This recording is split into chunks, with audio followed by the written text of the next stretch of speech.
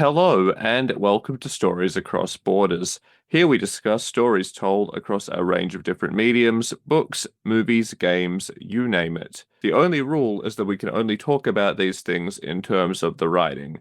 Anything like acting, art, or animation is out, unless it relates directly to how the story is being told. I'm Daniel Radford, author, president of Australia, and also your host. And today I'm joined by a dignitary from the shambling corpse of the United States, John Kernan.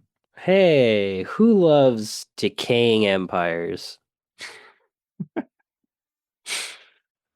So if you're wondering why the jokes and vocational lies have very abruptly become even more political than usual, that would be because this cycle's theme is, in fact, politics. That's right, we're diving headfirst into a minefield this time. And no, we're not going to talk about the Roman Empire the whole time like some people. Give it, We've all met those people. give it time. I mean, it's not like it can't, it's not like it's possible for it to not come up. It just, there are some people where it feels like their entire concept of politics is, the Roman Empire.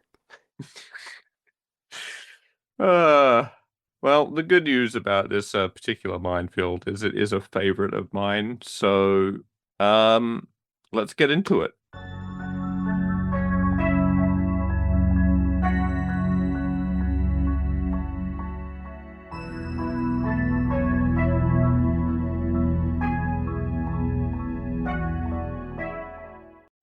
Love politics when I'm not having to listen to current real world politics all the time.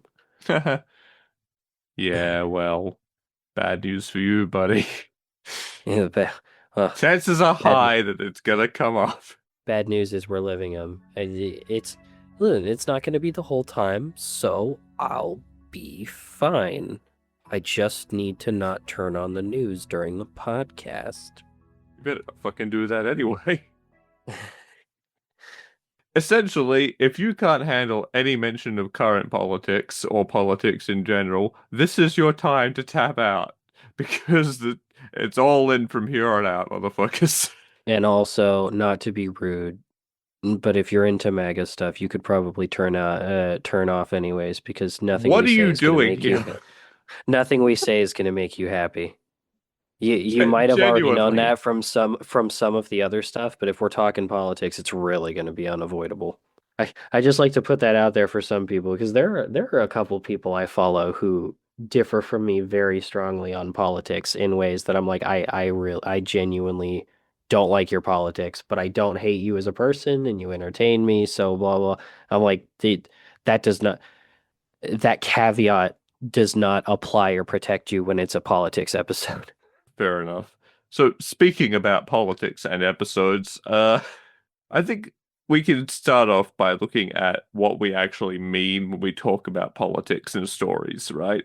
Because when we talk about politics and stories in the same breath, we can mean two different things, That's true. both of which are relevant to this cycle and to each other. So you'll get both regardless. But the first of those things is the in-universe diegetic politics of the setting. That means the political struggles and ideologies of the characters in the story and how those things influence those characters, the plot, and the setting. Yeah, and then there's the real life politics that both inspired and sometimes are actually affected by the fictional politics. Yeah, no, well said. The second and more controversial option is the politics of the story, which, as you said, is how the story engages in discourse and or satire or commentary or whatever relating to actual real world politics and the views of the author slash creator. There are people sometimes who like to call certain games either as a compliment or an insult unpolitical. This is not true. They're not unpolitical because at the very least, the people who made them and were in charge of them have politics and they have things that they want to say. Yeah, I intend to get into that particular bit as well, a little bit in a little bit more depth later on. But it goes without saying that whilst art doesn't have to be political, like not all art has to be political, art is political. Yeah, it's Oh, just a fact. I just realized what my pick should be, and I'm glad I'm thinking of it now because it could give you it could give you plenty of time to look more into it, and me too, since I need a refresher. Oh, Yeah, I don't care. I'll say it here. I think my pick for the cycle should be Metal Gear Solid, oh Christ. my favorite fictional politics. Oh man, I think that's a really good pick. I've never played a Metal Gear game in my life. Anyway, well, I know what I'm doing next week. A lot of research. Not that that will And, be next week's episode. We luckily have someone else's store for you there. But luckily it's not hard it's not hard to find Metal Gear no. stuff. So yes, the two things we talk about when we talk about politics and story, the in-universe politics and the politics of the story itself. A good example of the former being A Song of Ice and Fire, which is a very politically driven story. It's all about the political machinations of different people and factions in that universe. A good example of the latter is 1984, which is a warning about totalitarianism and propaganda. Yeah, you know what? Game of Thrones was an even better example than I would have thought because it's definitely not unpolitical. George R. R. Martin has politics and he has things he's going to say, but there's a surprisingly strong contrast in that one where like even though the world itself is and the story is crazy political, I don't think real world political takes and statements factor into it all that much compared to a lot of other stories that are much less political in their worlds.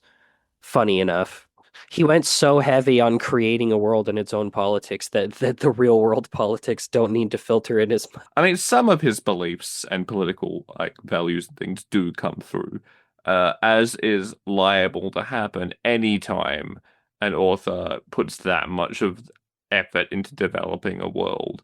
But I would say definitely not at the forefront of the storytelling for sure. Thank you for stepping on the Windows button, Tito. You're always a great assistant. You've got a cat walking on your keyboard. I have a just a fucking army of crickets going off apparently, most of which will be edited out, I assume. So you're welcome, dear audience.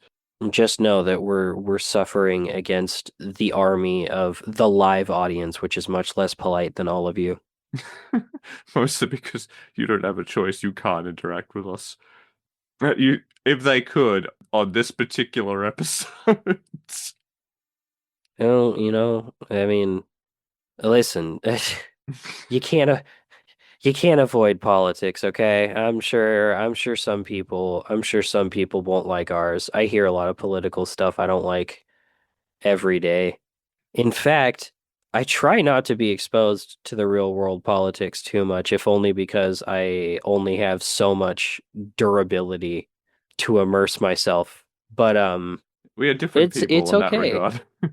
It's okay. It's gonna happen, and the politics are very important, whether you like them or not, because no matter what, at the very least, the people who make things have politics. So, that being said, let's start with the easy stuff and do in-universe politics because all of this talk about why political storytelling clearly fills people with dread conceptually and to talk about would probably make you wonder why tell a politically centered story in the first place? And there's actually a lot of really good reasons to do that. And I mean, you just touched upon one of the big ones in that whether you like it or not, politics affects people's lives. People have good reason to care about politics, and that means characters have good reason to care about the politics of their world. Being involved in a setting's political landscape allows a character to influence the world. I don't know which one of those is right, the setting they live in and steer things in the direction of fulfilling their personal goals or their faction's goals or whatever. Whether those are noble goals like fighting oppression or are as self-centered as seeking power for the sake of power. Yeah, and ultimately, like if you're writing a story, every author of a story, especially fiction, wants to immerse their audience. And politics are one of the strongest and often most important way to immerse people because it's something we can't avoid in real life, which means it's something it's really hard for a world to feel alive without.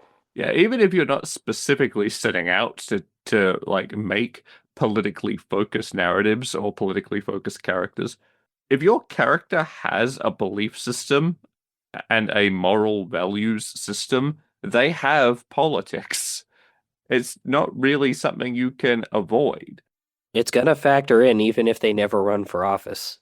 Yeah, like if you have a character whose whole thing is they always want to stick up for the little guy, they're all about equality and fairness, and they will, fight tooth and nail for those beliefs. Congratulations, they have politics. Yeah.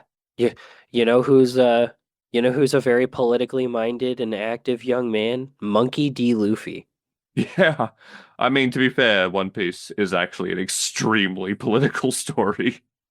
I know it is an extremely political story. I just like it because when you look at it, even Luffy, the main character, who's like he's also he's also very political. He's simple-minded and he has straightforward politics, but that's just one of the reasons we like him instead of hate him. He's still very political.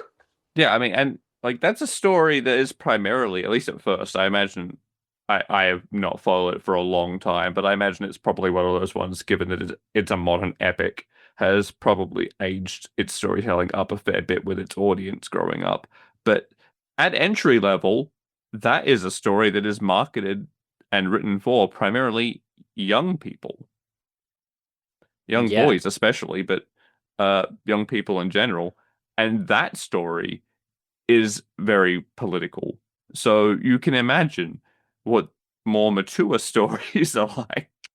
and One Piece gets very mature about it and much more immersed in the politics later.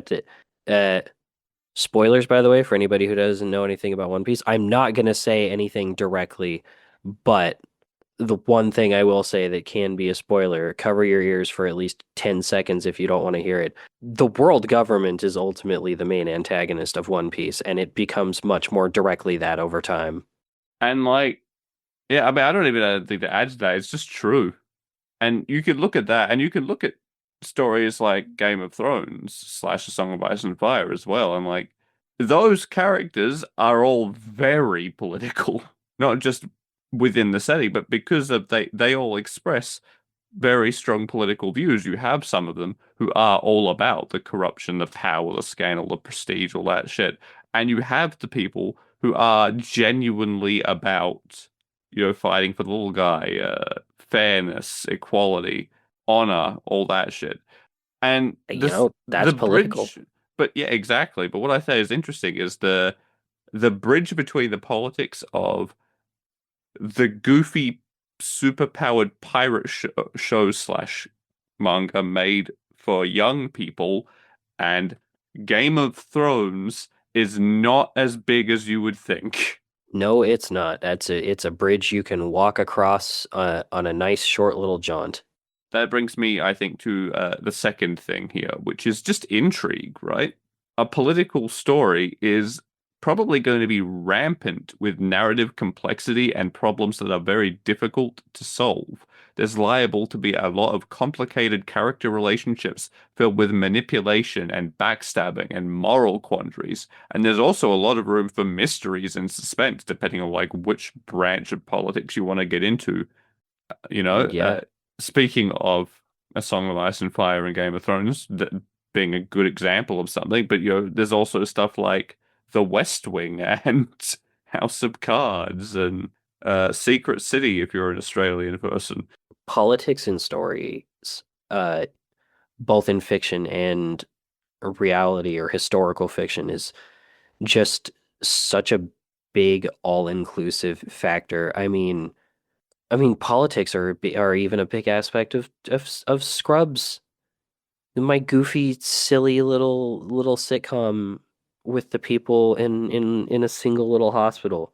Yeah, I mean, because politics is very deeply entwined with medicine.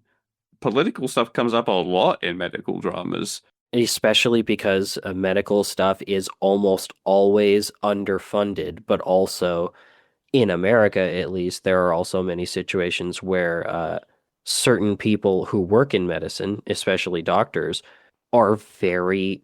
I feel bad saying this because the work they do is extremely important, but there are a lot of them who are overpaid. That's one of the big problems, one of the big things in big struggles in the medical industry is you want people to be interested in it. You want it to be important and be a thing people want to do. But also in America, there are many people who have the goal of becoming doctors explicitly because doctors get fucking rich.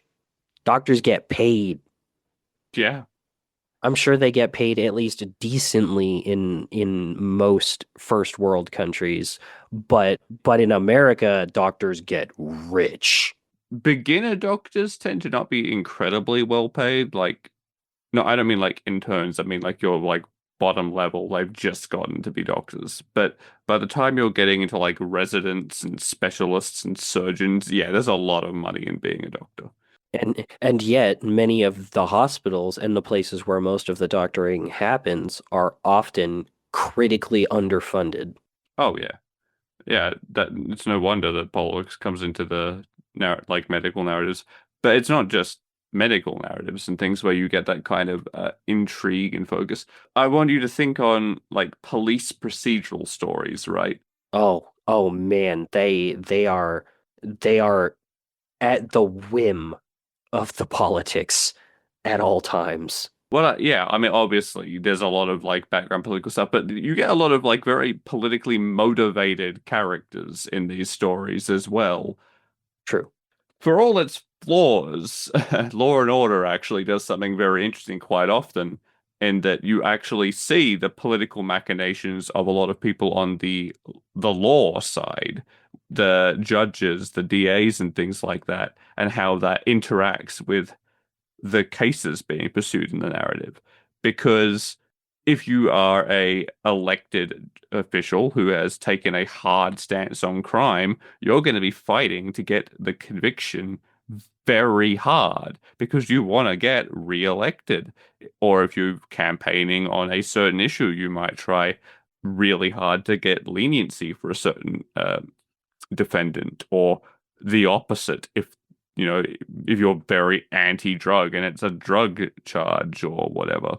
It's a very weird balance in a position like that because to a certain like you're making decisions, you're having the influence and you're having the power and oftentimes in a position of law enforcement or literal law reading and translating, which I think is a very big part of being a judge that some of the less ideal judges don't do in a very much in a lot of countries is, you know, it's not just about telling people what the law is or hitting your gavel. It's about understanding, translating and reading the law more so than it is deciding it a lot of the time.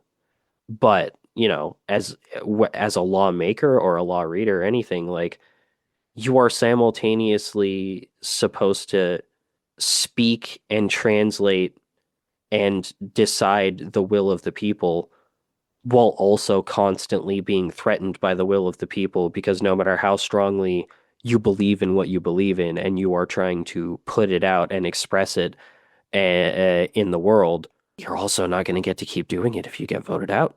Yeah, and that creates tension in the narrative. It creates a conflict because you have different political factions and forces moving, trying to secure that role and that power. I think a really good example of that is Designated Survivor, which is a show we've talked about before on the podcast way back. I think we did in season 1. I gotta watch more of that. It's a good choice. No, I think that was near the, well, it was It might season have been one, but season two, I think it was near the end of season one maybe. or the middle of season Either two. way, it was a while ago, but I think it's a great example of like a story with political intrigue because you have the mystery element of, who was behind the terrorist attacks because terrorism is very political, oddly enough. You have so you've got that side of it, the criminal investigation element of it, as well as the more like actual active politicking, the building a government back up, the people vying for different positions in government, the actual elections that happen, the political maneuvering and forming of alliances and backstabbing and political motivations behind decisions ends up creating this very complex web, all interwoven, all these different aspects that make for extremely interesting viewing. Yeah, it's funny in a way. One of the things I love about Designated Survivor, that is not entirely on the political end, but I'll break kayfabe for a second. And this might sound reductive at first, is I feel like you could kind of boil Designated Survivor down to, hey, there's like three different airport paperback novels going on at the same time in this story, which again could sound reductive because individually it's really easy to roll your eyes and be like, oh man, the dime store paperback airport novels. But those stories usually have a lot of things going on, and even if it's easy for them to feel a dime a dozen, you get a surprising amount of extra complexity and intrigue from having more than one of those happen at a time. Because really, the only thing that can often make those stories boring to me is both how many of them there are and how much or how little is going on at a time and how focused they are on something I might not care about. But so when you have three of those happening at a time and they interweave, interconnect, and all affect each other, which is also great for such a political story, because that's one of the other things about politics is the echoes of everything rubbing up against and affecting and sometimes bleeding into everything else. Yeah, no, you're exactly right. At any given time, there is usually roughly three sort of branches of story going on in Designated Survivor, and all of them are a flavor of political because you've got the like law enforcement slash military kind of side of things dealing with the sort of terrorist plots and things like that going on. You have the actual political maneuvering and diplomacy going on. Because for anybody who hasn't looked into it yet and doesn't remember our episode, Designated Survivor is starring a man who, without wanting to at all, becomes the president of the United States, Yeah, but he is the designated survivor, so he's not at the State of the Union when everyone else gets blown up. which means the whole thing is very political, but his part of it is especially pure, raw, painful. No, you can't walk away from this politics that are in our face, but also especially in his face. Because if he had a choice, he'd be at home relaxing with his family right now. Yeah, and instead he has to rebuild the government, figure out a terrorist plot, navigate how that affects his social and personal life, and also actually govern as president. While dealing with being a huge target to everybody because somebody is going around killing politicians. So he's got that target on his head. And also, there's a ton of people who Who want his job. wouldn't who want his job, and also people who don't want his job but just simply think he shouldn't have it, not that he had a choice. And like on top of that, a ton of crap going on, which is also just the regular stuff, because there's a ton of secrets and politicking and scheming and everything going on in any government, but definitely the US government. at any given time. So the show doesn't shy away from the fact that that is all happening and is going to ramp up even more at the same time as people like the main character and really all the characters we follow are in the place of yeah, you have to deal with a very real, very big, out of nowhere right now, not normal problem. But by the way, all the normal problems are also still happening and still your problem and being made worse by the big problems that you have to deal with. Yeah, it's a really good show, and yeah, like I was saying, it is basically divided into those three branches of the terrorist like military law enforcement mystery aspect of the politics, the actual politicking, the diplomacy, the maneuvering, the backstabbing, all that stuff, and also the like social political side of things, the tangible impact that the world politics is having on the people involved with it and on people in general.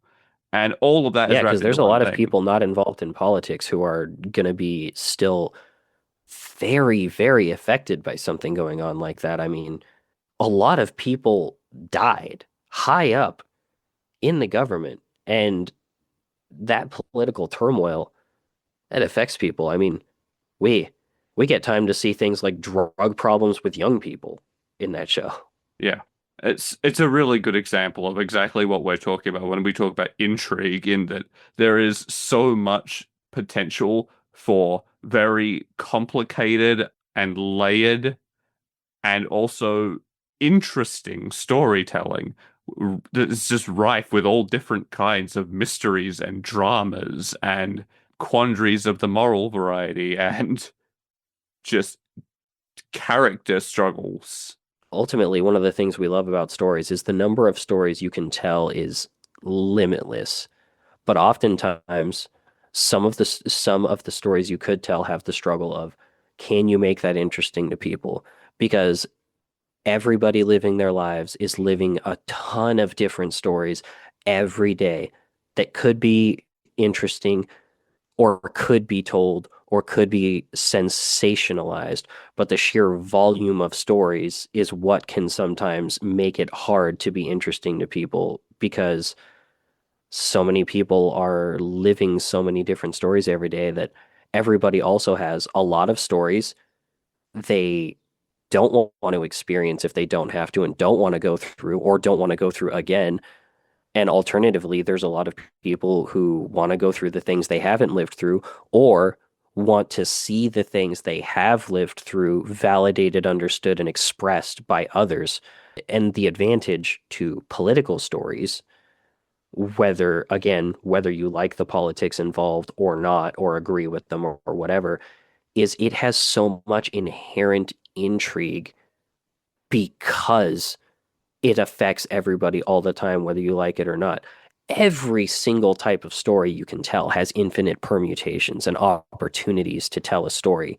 But politics have the inherent advantage of the intrigue is literally always there. You still have to work to make it good and interesting, obviously, but the interest is there before you ever touch it. Yeah. Always. And that does bring me into sort of the next point I want to make about why tell a political story to begin with, because what you've just touched on is kind of it, is that by virtue of politics affecting everything and everyone, political stories and the situations that occur in political stories tend to have very high stakes, which makes for a high degree of tension narratively.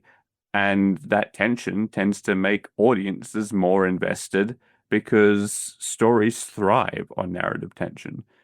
The reality is that the choices people with political power make, whether that is actual political power or power manufactured by force, doesn't matter. The point is that those choices made by those people have repercussions that will affect millions and shape the trajectory of a setting for eons in universe.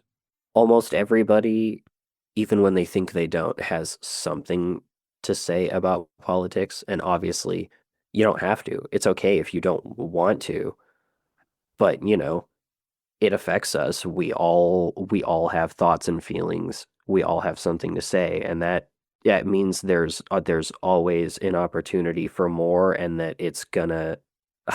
I'm being redundant at this point, but it's such a big part of the human condition and being people and forming societies.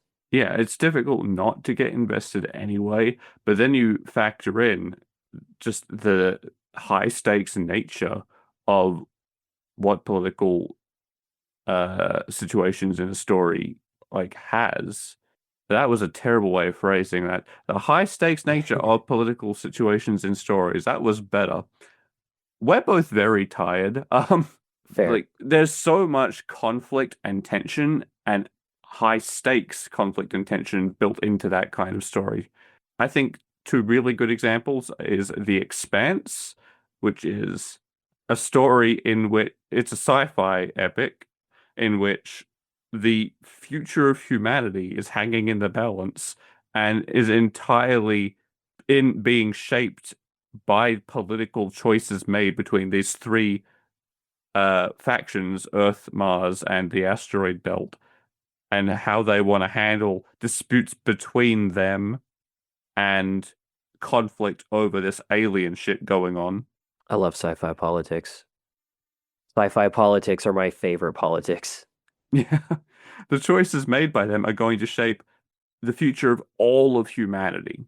And that is incredibly high stakes that is going to be interesting to see play out because no matter where it ends up is going to be an interesting story. And the other example I want to point out is probably one that most people would not think of as a political story, but it very much is Arcane.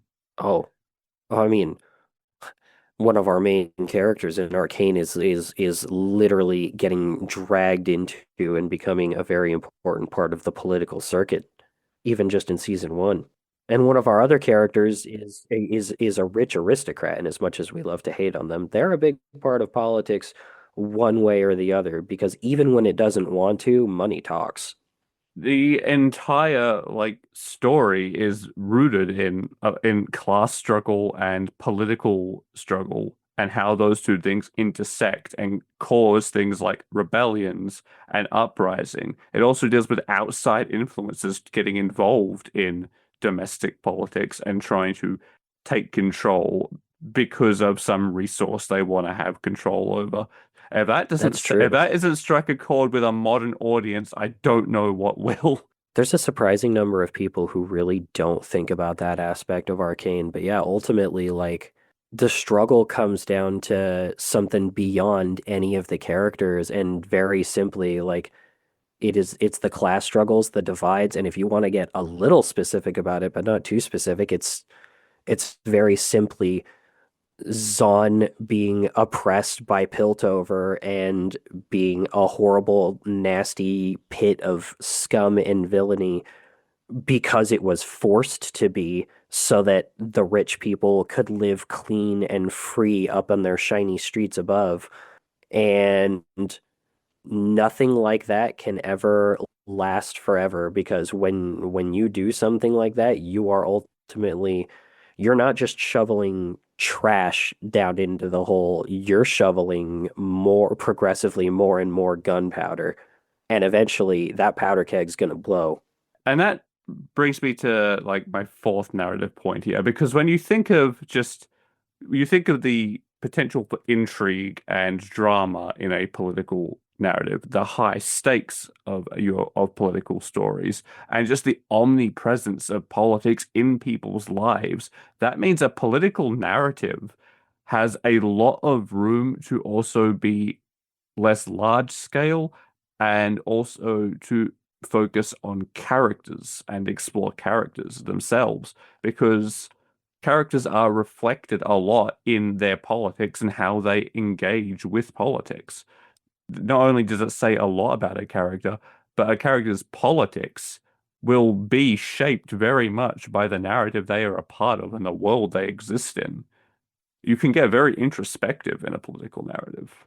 Yeah, it's almost ironic how when you're starting from a political angle in a story, especially if specifically it's less about you exploring politics than it is that you already know and have a very good grasp of the politics of the universe and especially your characters. Ironically, politics means you're starting from a position of power as an author.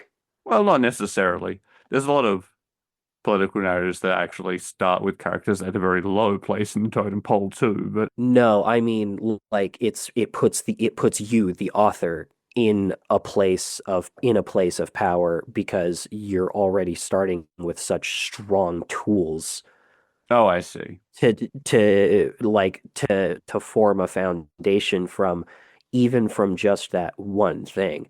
We all know stories are never just one thing, especially because boring. No one wants that. But but you can start from one thing, and politics are a very strong foundation to give yourself and to springboard off of into other things you may care more about. Yeah, I mean, the world of politics and the politics of a world both are difficult to navigate and morally complicated, which means there is a lot of opportunity to explore not only a character's viewpoints at the start of a story, but how all that drama and intrigue and conflict, how that shapes them, how it causes their personal politics and their own moral and political views to change and evolve over time, be that for better And or worse. I love Gurren Lagann. What the fuck? Gurren Lagann's a secretly political story for anybody who's never gotten into it. It Oh, does oh get man, surprisingly political in the second half. yeah, and he also you want to talk about somebody who's affected by those politics. I don't know whether to call him Simon or Simon because the different translations are very unclear, as are the fans on how to say his name. Well, But yeah, oh because it's boy, see, spelt Simon, which to me is Simon, but then if you listen to the sub, it's all Simon. and then there's also sometimes where the H sound bleeds in and it's Shimon, and I'm like, I don't know, but my little guy, my little blue-haired boy who just needed a little confidence and a little love. He got both of those things, and he also got way more than he dealt with. And I'll just say, by the end of Gurren Lagann, that is one of the most changed from beginning to end main characters I've ever seen in anything. Yeah, yeah. Poor guy. He is not even he is not even in a tiny way the same person at the end as he started, in some good ways and in some very, very sad ways. Large scale political, like, it's not just the political stuff that has an impact on him, to be fair, but like large scale, high stakes political decision making is going to have an effect on a character. And if you want to Yeah, see a character change dramatically over time, Designated Survivor also a really good example of this. That sort of that wears a character down, and you can definitely see the impact on them over time. it's always fun to see in a story, especially because unfortunately, I'm not saying you can't be a good person and be in politics, But it's but like work. it's a lot of work and a lot of political systems want to actively discourage participants from being good people to the point where it's always such an interesting character struggle because there are a lot of characters who are great characters, great people, and might even be great leaders and are still terrible politicians. They do not have what it takes to be politicians despite being great people. Be staying a good person in politics is hard because you are constantly besieged from every direction by other forces who are trying to either grind you down or manipulate you to their own ends. Oftentimes, the system itself is doing that, sometimes even beyond any individual person. Oh yeah, like corporate lobbying is the bane of politics. God, And yet it's yeah, it so is. like it's even worse for you guys over there, but even here, it's so baked into our politics. It's concerning. It's why there's so little progress on, dealing with fossil fuels and shit like that, because mining companies and energy companies and oil companies all have so much control and political power over individual politicians and political parties that just by moving money they can influence politics for, decades. That's one of the things that's so frustrating, but especially when you get into the corporations, is a lot of these corporations are not all that politically savvy or run by especially politically savvy people. But like I said earlier, money talks with or without knowledge and competence backing it up. And they have the money. They Yeah. have the money and they have enough money that they can afford to spend that money to secure the rules being the way they want so that they can keep making more money. And it's a vicious cycle. We see it in reality all the time that people who seem like pretty good people or decent politicians, the minute they get into power and are suddenly being bombarded with all this financial and political manipulation and bargaining and power bids and all that shit from all sides, how quickly they decay. We're seeing it right now here in Australia. Our PM from the Labour Party, he got in with a huge majority. So theoretically was positioned better than like any PM in recent history to make those big changes and to make good on all the promises to make life better for the everyday people. You think he's done that? No, he's become a massive fucking pushover. He's caved into the, pro-Israel Zionist lobby. He's caved in to the oil and coal lobby. Oh my God, what a clusterfuck. The dude was handed on a silver platter the opportunity to improve the country and make everything better and has fucked it up so dramatically that he has eroded, the faith of people who've been voting for his party for decades of their lives, and he's just vaporized their faith and made them shift to the Greens, which is kind of a good thing because the Labour Party's not actually that good. Yeah.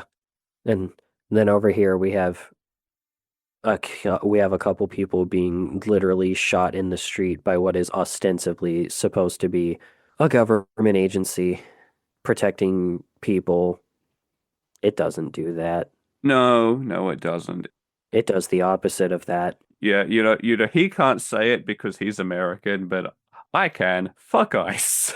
Oh no, I will absolutely say fuck ICE. I just only let myself go so far into the politics because I'm like, Oh yeah, no, we don't want to get too deep into discuss. That's not what we're here for. listen, let's just say I live in a state that's very that where so many people are very, very, very politically ignorant and strongly opinionated at the same time.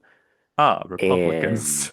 yeah, it's really bad here. I work at a grocery store, and there was an old lady and an old woman just loudly talking about Jesus and his place in politics for like 20 minutes at the front of the store. And then they left the store and stayed in the doorway talking for like another 20 minutes. It's so funny to me that like right wingers especially like latch on to Christianity because Jesus was a hardcore communist, guys. You know, like, guys, Jesus, like, literally wanted everybody to hold hands and get along and just work together. That was pretty much it. That was most of his thing. Maybe you could argue socialist, not communist, to be fair. But his whole shtick was no rich people. Everyone has equal access to the same food and drink and equal justice. And like he straight up talked about. I'm pretty sure there's something in there about whipping a rich guy. Yeah, and he didn't, and if we're talking the divine side of things, also, he didn't turn water to wine so that people with money could pay for it. No, I mean I think it was just to prove it was he could do miracles. To be fair. But also, like, there's an unavoidable symbolism in that water is the thing he transformed into something more rich and decadent and like sought after. to people because water is very precious, but it's also the common everywhere thing for everybody. Yeah. And I'm like, that means something. This is like he's you you can't use Jesus to justify if I want to be extremely simplistic about it, you simply cannot use Jesus to justify anything mean. If you ever want to do or say anything in mean in the name of Jesus, you're instantly already wrong and disrespecting him. Damn straight. And all of that to say to bring me on to the final point I have for why you should why tell a politically centered story. Have you heard about our Lord and Savior? No. Um, Surprise, we're a Christian podcast.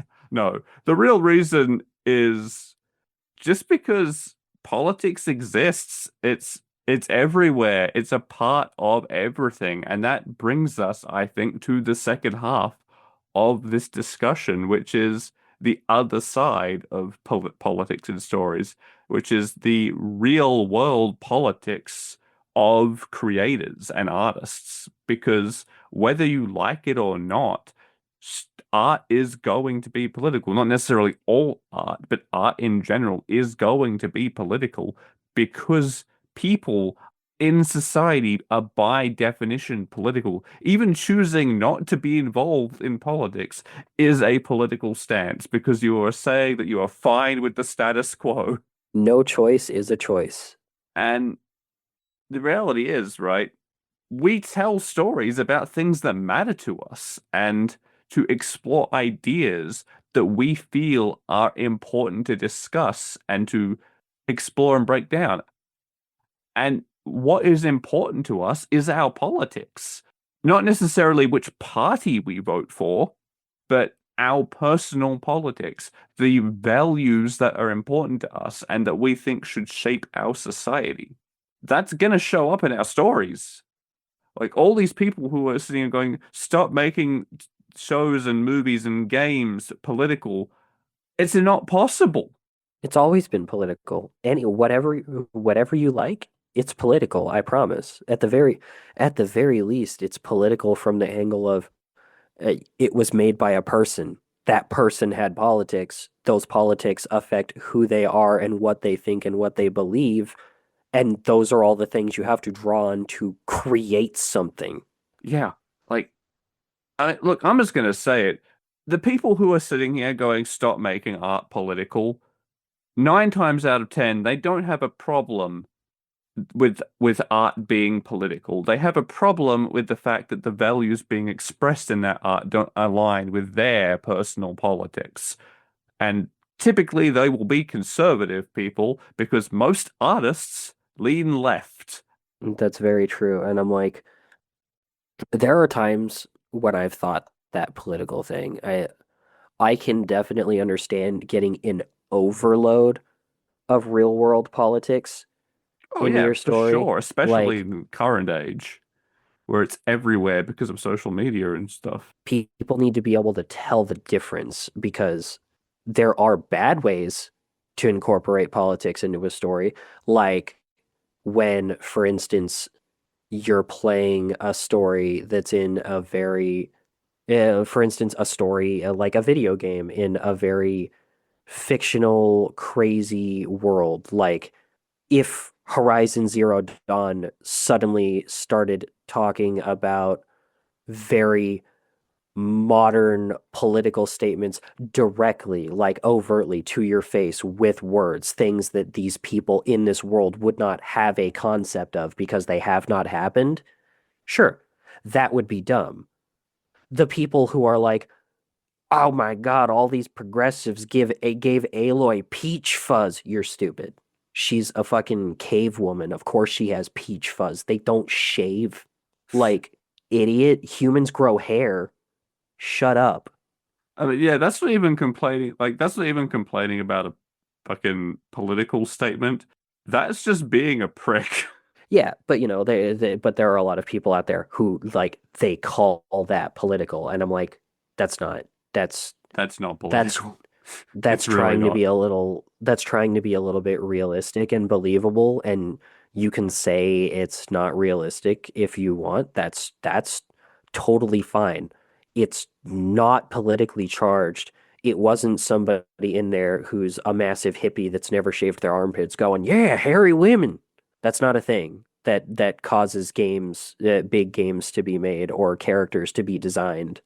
I mean, Like, art will always reflect the society that it is made in, whether that is because it is trying to appeal to the norms of that society at the time, or because it's challenging them. Either way, there is an interaction between art and present society. Art will always walk a line between trying to be palatable to as many people as possible while also still making the statement that it wants to make, especially when I that hate art that is as like soon as you said also walk the line, my entertainment. brain started going, I walk a lonely road. That's not even the song. You couldn't have gone to Walk the Line, which actually has the words in it. Listen, that song does also say walking down the line at some point, all right? I That song lives in my brain forever. I can't help it. I think it just occurred to me now. I mean, I always kind of knew, but it just occurred to me how to put it into words and like formulate the idea that a big part of the reason why so many artists are left-leaning is because art historically, and I assume for the rest of humanity's existence, is going to be made to challenge ideas and put ideas forth. And the idea of challenging current norms and discussing social trends and beliefs and things like that is inherently a progressive thing to do. Conservatism isn't like conservative art exists, obviously. It's not like all art is going to be liberal leaning. And by that I mean liberal as in the actual what liberal means, not like the Australian Liberal Party who are right wing as fuck, or That's the problem with neoliberalism, some of the which is parties. Some of the parties chose names for their party where I'm like, that's just a word people have to use that means something. It shouldn't be the name of your political party. Because you can't guarantee that your party reflects what the word means. it is genuinely infuriating to me that of our like two most major parties, the more right wing of them is the Liberal Party.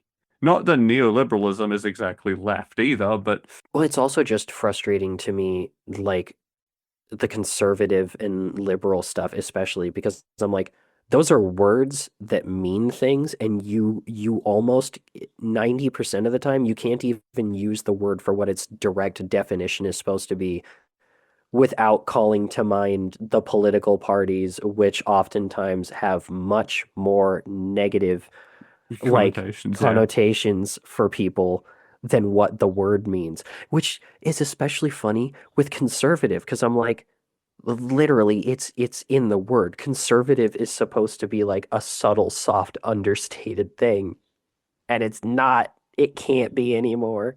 Well, kind of. I mean, it can mean that. It can also just mean not progressive, I guess, would be a way to define it. The idea of anti-change. And that's what it means now.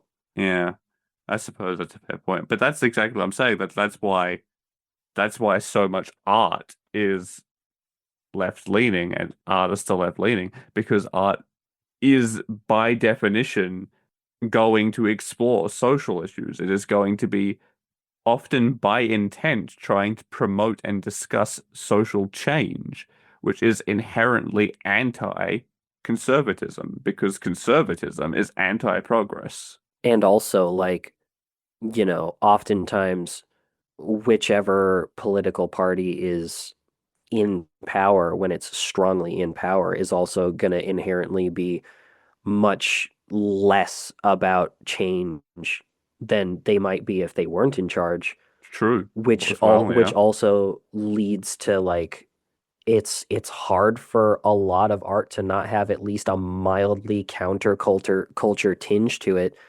because that's so much of where art comes from, and also the culture in charge and in power has much less need to express itself also. Also, very true. I think you've done a really good job as well, just highlighting the difference between change and progression, Yeah, because the left, like the left political view, isn't necessarily pro change inherently; it's pro progress.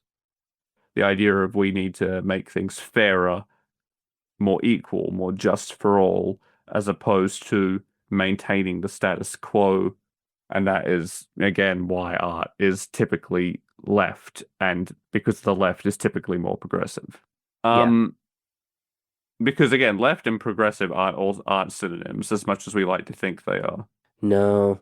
But I just wanted to go over a handful of stories, right? Different types of media, just as an example of how widespread politics and fiction actually is. And I want people to consider the statements these stories are making, right?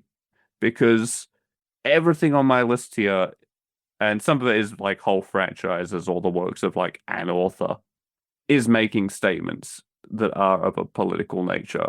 And a lot of it goes over people's heads because they don't think of entertainment media as political, when in reality, most media is art and therefore is going to be at least a little bit political. Because think of and think of famous great works. 1984, Animal Farm, Orwell's work in general, which discusses totalitarianism, surveillance, propaganda. By extension, the Orwell games, which also discuss surveillance and propaganda and police states, and are very good games, by the way, highly recommend. The Handmaid's Tale, and Atwell's work in general, which discusses a lot of things like patriarchy, as much as I take issue with the term because I think it's misleading, feminism, political control, conservatism, all this sort of thing. The works of Jose Rizal, he was a young Filipino author back during the Spanish colonial era of the Philippines, who wrote stories that were very pro-national identity, pro-independence. Designated Survivor, we talked about earlier, a very engaging TV drama that deals with the not only the workings of government, but themes of how power and also responsibility can corrupt a person over time. Elements of the Yeah. Star Wars and Star Trek franchises. People don't think of Oh it, but boy. most sci-fi is actually very political. Star Trek is all about equality and finding solutions non-violently if possible. The world of Star Trek is mostly utopian. I love Star Trek because even though I haven't really watched much of it yet, because it's one of the only universes I can think of. Heck, it might be the only like really major, big, influential one I can think of that's it's almost a it's almost starring a post-political society. Now, politics are still a massive part of it, but most of the political problems we think of as humanity have been solved for humanity in Star Trek. Everybody in Star Trek has plenty of food and space and comfort and technology, and they don't use money a whole lot, but most people have plenty of money for whatever they might need to. It to the point where most of the characters we see working with the Federation and stuff in Star Trek are volunteers. They didn't need a job, they wanted a job.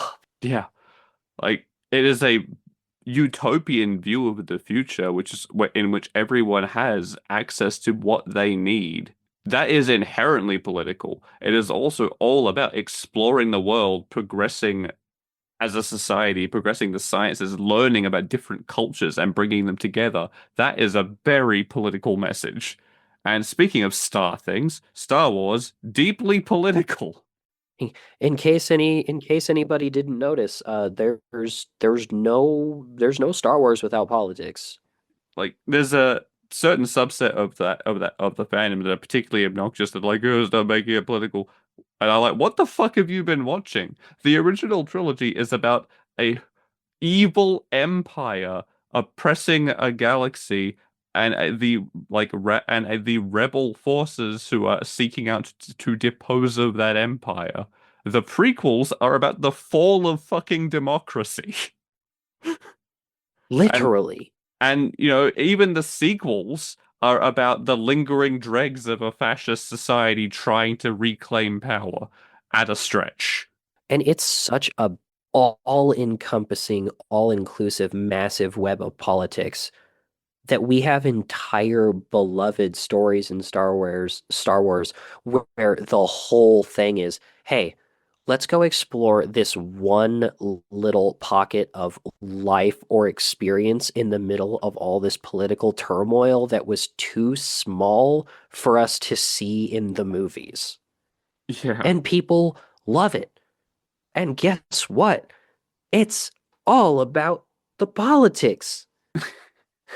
It's crazy how people like are just so blind to it that whilst eating it up, and they don't even, and half the time they don't even consider how it directly is critiquing their own political views. Speaking of critiquing political views, remember when we did Don't Look Up back in the very first cycle of the show? That's a really political movie.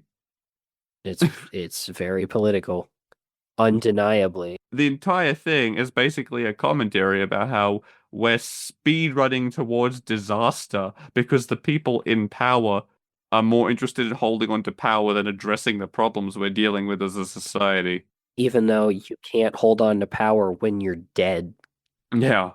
You know, Fahrenheit 451 or 451, 451, I don't know how you say it to be honest, is all about the suppression of literature and information and how governments use that to control the populace. The Observer games are all about spying on people and in a like police state.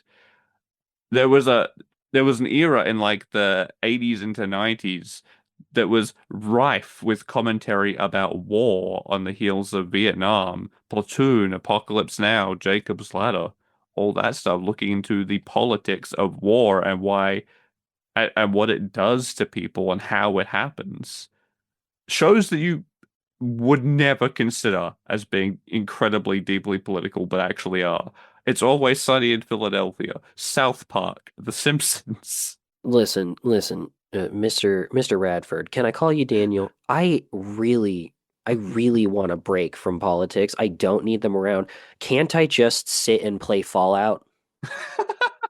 Fallout, by the way, Can't super I just political. sit and play Fallout and get away from all these Oh, politics? you mean that story about how corruption and bullshit led to the fall of society and how even post society various political factions vying for power are continuing to fuck everything up for everybody. Yeah. Can't we just keep it simple? I'm just gonna go on record and say some real cool stories that are really deeply inherently political. Domino and Marble by this really cool author. I think he's pretty cool, and I think those stories are quite good, and they're also very political. They are very without ever really addressing actual political like happenings. They are very political. I like how well I accidentally set you up for that by specifically bringing up Fallout. Yeah, the unintentional layup was appreciated, and yeah, like it's just it always strikes me as sad and funny at the same time how people want to try and separate politics and art when they are so deeply intertwined, and the politics is so much of what makes art compelling and beautiful and interesting. Yeah, like funny enough, the only real way to not be bogged down by politics if they bother you that much in a story is to do at least a little bit of advanced research and try to know and be aware of the creator's politics ahead of time and what they say the story is about. Which, let's be honest, no one Because is going to do that.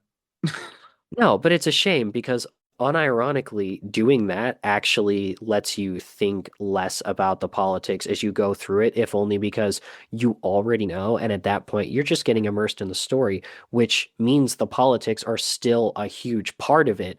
But then you're thinking about the story and what it wants to say and what it's doing instead of thinking about the hashtag politics, which I think is Yeah, where so many people get stuck. yeah. Keep hashtags out of shit. if you can't handle any politics in a story at all whatsoever, maybe adult media is just not for you, and you should try something like Sesame Street. Oh, wait. Let's see. God, what's the genuinely least political thing I can think of that's at least good and still worth people's time? You could play Kirby games. Are you interested in Kirby Kir sports? Kirby still has some politics in it, but it's at least the least I can think of. Yeah, there's a king. He's just a happy little pink puffball guy who is also secretly a terrifying eldritch abomination who has the power to destroy entire galaxies despite technically being a literal baby. In the end, we talked about, how there's in-universe politics and then there's the politics of the creators themselves and the politics that stories are commenting on. The secret third thing is that they're not really separate things. The reality is it's not why not both, it's just both. Because every story is shaped by the beliefs and values of its creators. The morality just morality and politics are closely intertwined by default, and you'll be hard pressed to find a story and characters that don't have morality to them. It's like we said, we tell stories about the things that matter to us, and that means that even stories where the goal isn't inherently to be a political story or to have political commentary in it are going to end up including it. Yeah, it's funny. I think it's actually pretty similar to the struggle of nihilism, other than the fact that the politics are much more forward and in your face, in that like it's there either way. And there are people who try to accept that in a negative way of, oh God, politics. Oh, can it get away? Oh, why is everybody so political? Or you can like you kind of have to accept it either way, because if you deny it, you're just lying to yourself. So you can accept it toxically like that, or you can accept it in the way of, oh, there are, like everything else, there are good sides and bad sides to this, because look at all these things I like, which are also political and had something to say and had opinions and thoughts and feelings that I like and that I agree with and that spoke to me. And maybe I could just embrace that and focus on that and accept that the things I don't like are just things I don't like, that I could also maybe still learn from as a good lens to look at the things I do like, instead of just burying your head in the sand like an ostrich. Like we said it earlier, but it's worth reiterating. If you think you have a problem with politics in stories, in art, it's time to do some reflecting and look inward, because you don't have a problem with politics in stories and art because you can't not have it. It's impossible. They are deeply entwined at a fundamental level. You just don't like seeing things you don't agree with, and that Yeah, upsets you're you. you're you're specifically letting yourself be more affected by the things you don't agree with than the things you do. And that's one of the things that bugs me, because either way, you're gonna get both. But why would you choose to sit there crying all day and being mad about just the things you don't like, when you could also embrace all the things that you do? Because they're gonna be there. You're a person. And if you think you're not finding them, then you're not looking hard enough. Damn right. And on that note, I think we can leave that one there. Honestly, much less inflammatory and potentially catastrophic than I was expecting this to be. So I think we did well. Very, very moderate for us. Very moderate for me, definitely. Yeah, we did good. But ultimately it was kind of easy for me, if only because despite how much I hate the current political statement or state of America and a lot of other things, I mean, ultimately the most important parts of politics go so much deeper than the literal current events that are actually happening, that I just have a lot to say about all that. Like most of human history. Yeah. All right. If you guys against all the odds, enjoyed this episode and were listening to it over on Apple Podcast or YouTube or Spotify, Podbean, anything like that, you could also find these episodes on my website, radfordwrites.com. I also share my various stories and poems there, many of which are very political. You can buy my books there. I also write blog and article posts primarily dealing with writing and art and fiction and things like that there that you might be interested in checking out. And if you would like to see more of John, you can find him streaming on Twitch and YouTube as Sephier, Sepheir, or continuing to work with me on my various projects. Until then, vote well, vote left. Vote for Goodbye. what you believe in, and believe in people and goodness and other things I can't think of because I don't think I'm politically savvy enough to make a proper statement.